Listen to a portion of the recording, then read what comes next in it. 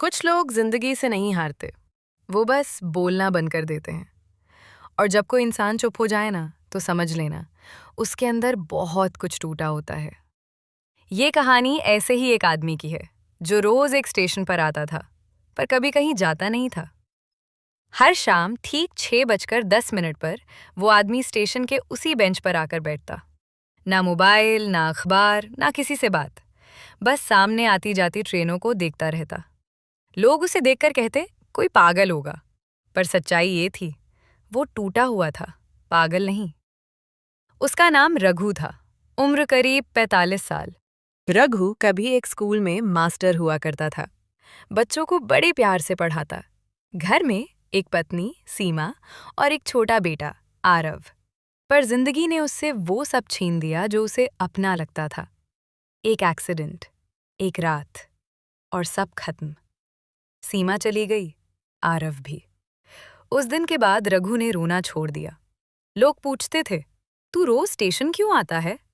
रघु जवाब नहीं देता, पर सच्चाई ये थी, यही स्टेशन था जहां आखिरी बार उसने अपने बेटे का हाथ पकड़ा था। आरव ने कहा था, पापा जल्दी लौट आना। रघु लौट आया था, पर आरव वो नहीं लौटा। एक दिन उस बेंच के पास एक छोटी लड़की आकर बैठ गई, उम्र कोई 9 से 10 साल। उसने रघु को देखा और बोली, अंकल, आप रोज यहीं क्यों बैठे रहते हो? रघु चुप रहा।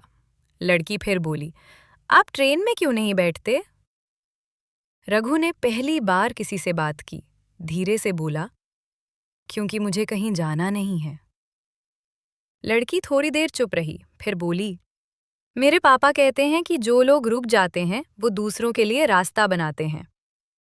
रघु ने उसकी तरफ देखा, आंखों में पहली बार कुछ हिला। तुम्हारे पापा क्या करते हैं? वो भी यहीं काम करते थे, पर अब नहीं है। रघु समझ गया, ये लड़की भी टूटी हुई थी। अब वो लड़की रोज आने लगी, वो बातें करती, रघु सुनता, वो हंसती, रघु चुपचाप देखता। धीरे धीरे स्टेशन की उस बेंच पर दो टूटे हुए लोग एक दूसरे की चुप्पी समझने लगे।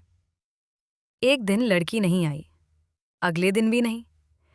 तीसरे दिन रघु बेचैन हो गया। चौथे दिन वो खुद पूछने गया। पता चला, लड़की और उसकी माँ दूसरे शहर जा रहे हैं।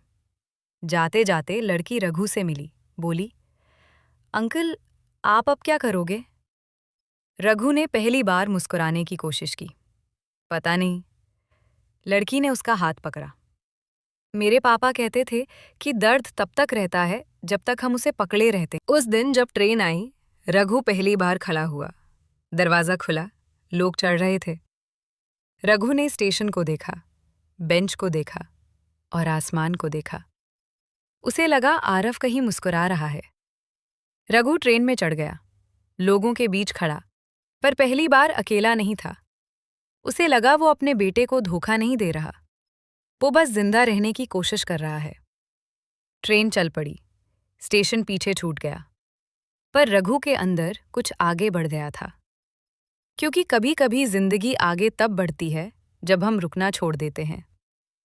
अगर ये कहानी सुनते हुए आपका दिल कहीं रुका हो, तो चैनल को सब्सक्राइब और वीडियो को लाइक कर दीजिए। आपका एक क्लिक किसी और के दिल तक एक और कहानी पहुंचा सकता है।